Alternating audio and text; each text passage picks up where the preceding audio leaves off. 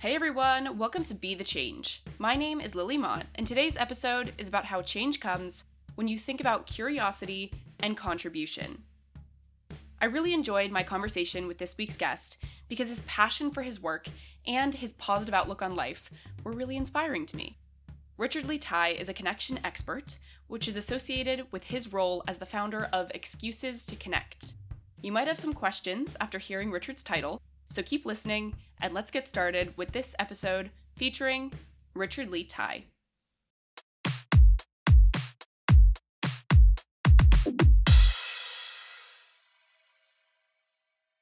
So my name is Richard Lee Tai. I am based in Canada, and I'm the founder of a company called Excuses to Connect, which is focused on creating a world without loneliness. How I got into this work, in a nutshell, is because I felt very shy and lonely growing up, and I realized there's this huge gap in terms of we don't have classes on how to make friends.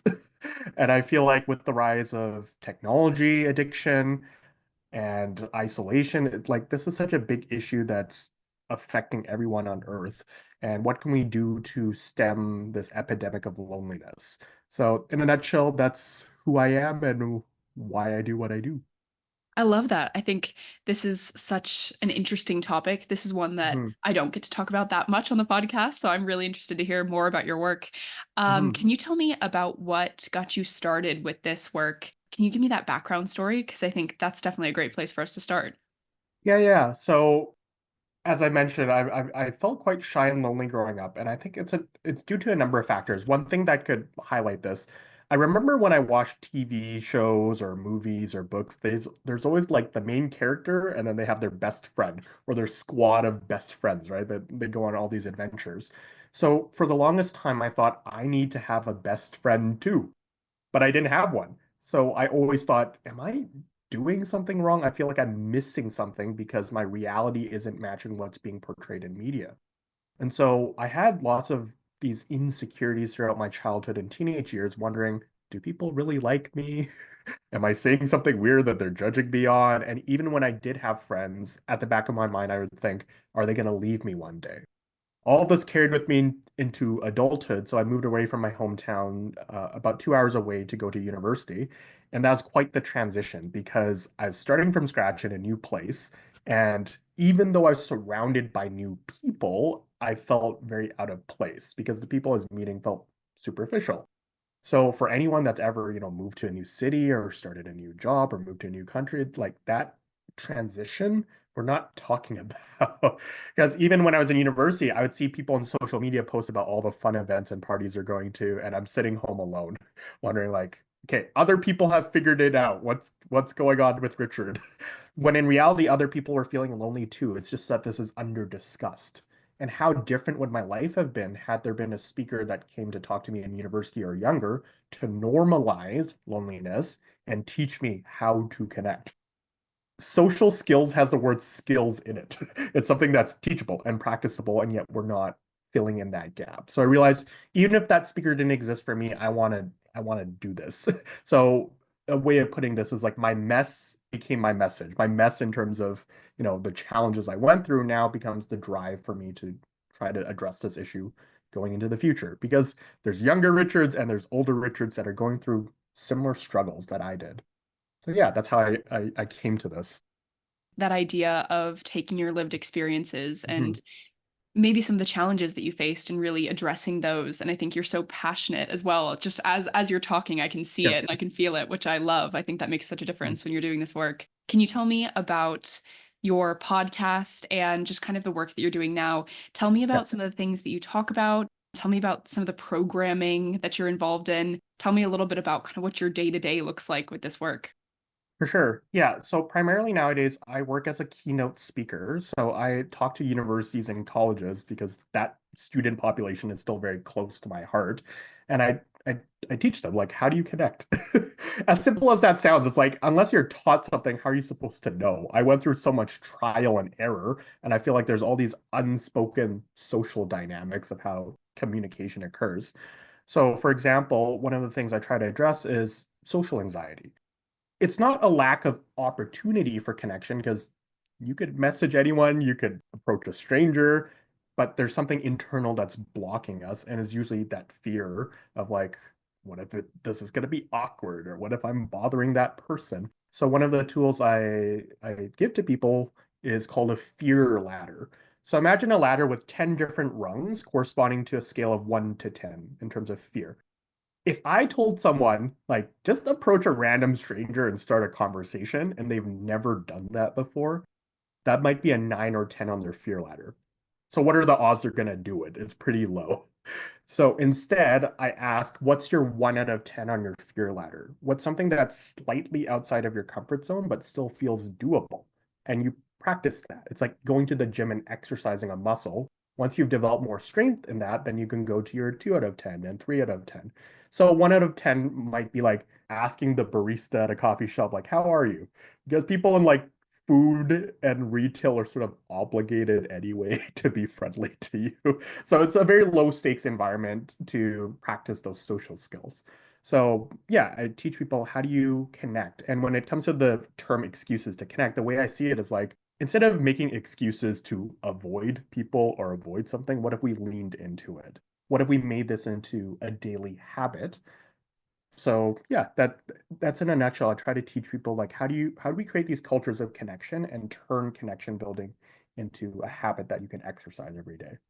I think that makes so much sense. And I think that idea of, excuses to avoid people. And I think that's just something that we hear so much now. And maybe it's also the pandemic with like Zoom meetings and things might Yes. have affected that. But that kind of Mhm. leads to my next question as well. You talked a little bit about social media and the impact that that might have had, maybe seeing people's Mhm. photos or Mhm. other things like that. I think Definitely. that's such an interesting thing, especially Mm. as the younger generations are getting older.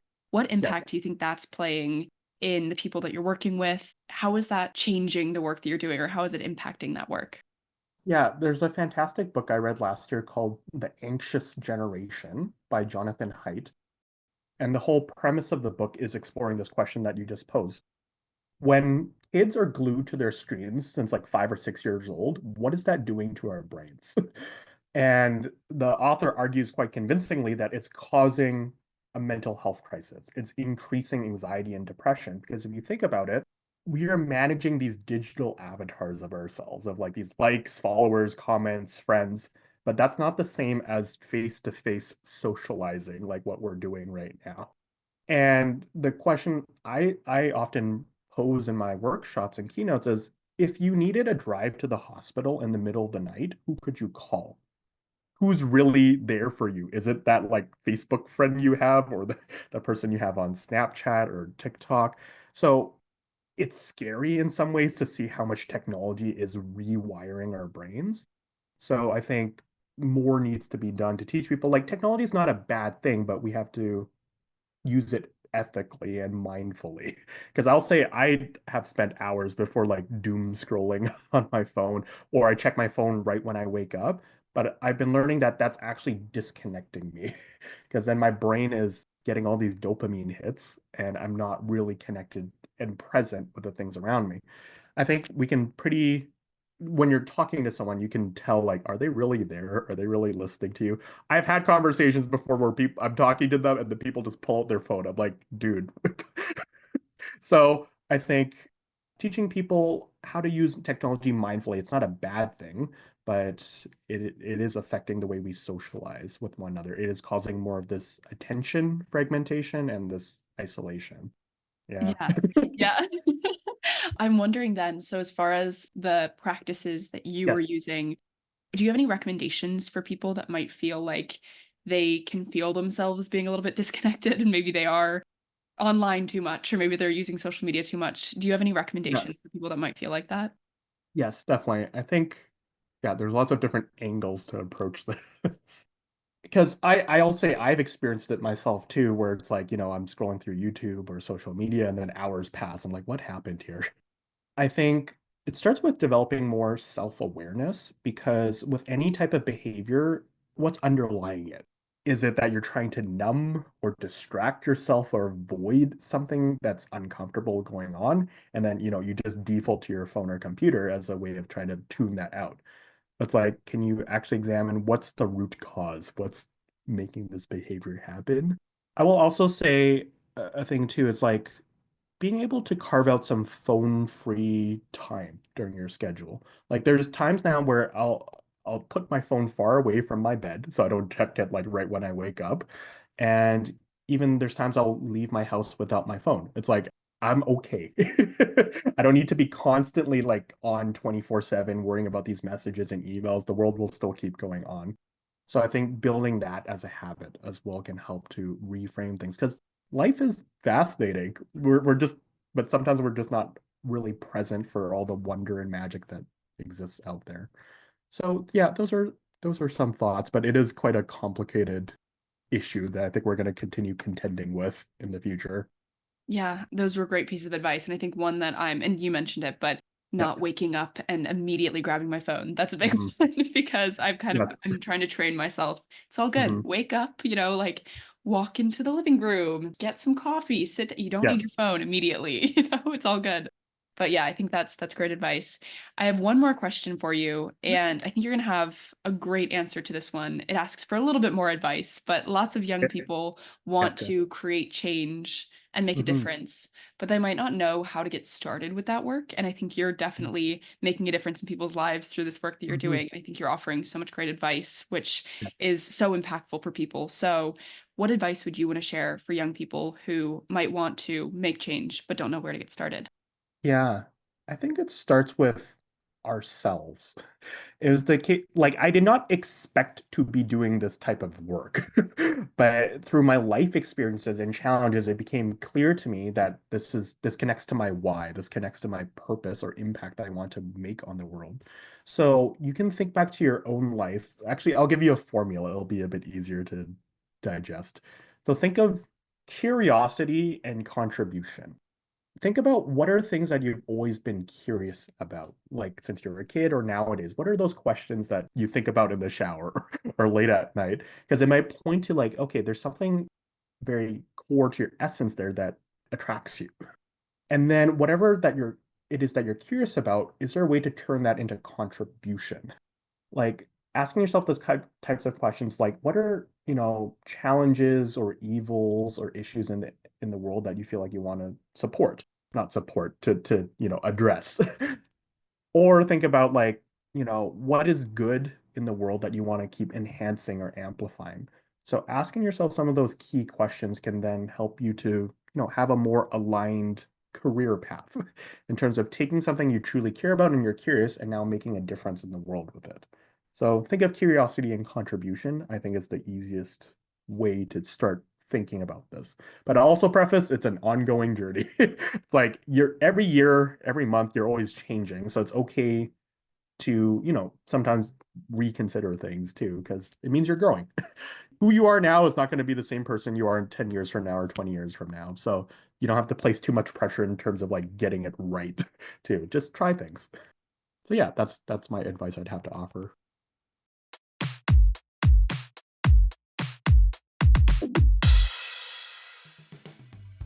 I really enjoyed talking with Richard and would encourage you all to check out the work he's doing with Excuses to Connect.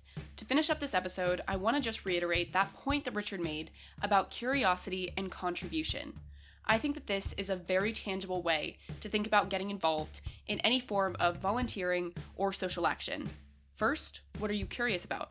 And then, once you've pinpointed a topic or topics, how can you use your skills or your experiences or your resources to contribute to making a change? For anyone who might be interested in getting involved in social action work but might not be sure how to get started, think about Richard's advice, because change comes when you think about curiosity and contribution.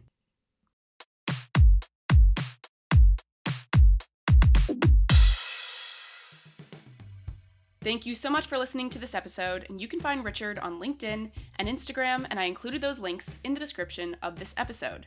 If you want to talk about anything I mentioned, please reach out to me by email at lily@bethechangepodcast.org or on Instagram at BeTheChangeMediaNetwork. I'm working on expanding Be the Change Media Network, which means bringing you more inspiring stories from amazing guests. If you enjoyed this episode, I would really appreciate it if you could leave the podcast a rating and a comment, because it will help these stories to reach, educate, and inspire more people. And I would love to hear your thoughts and feedback. Tune in for my next episode. But until then, be the change you wish to see in the world. Bye, guys.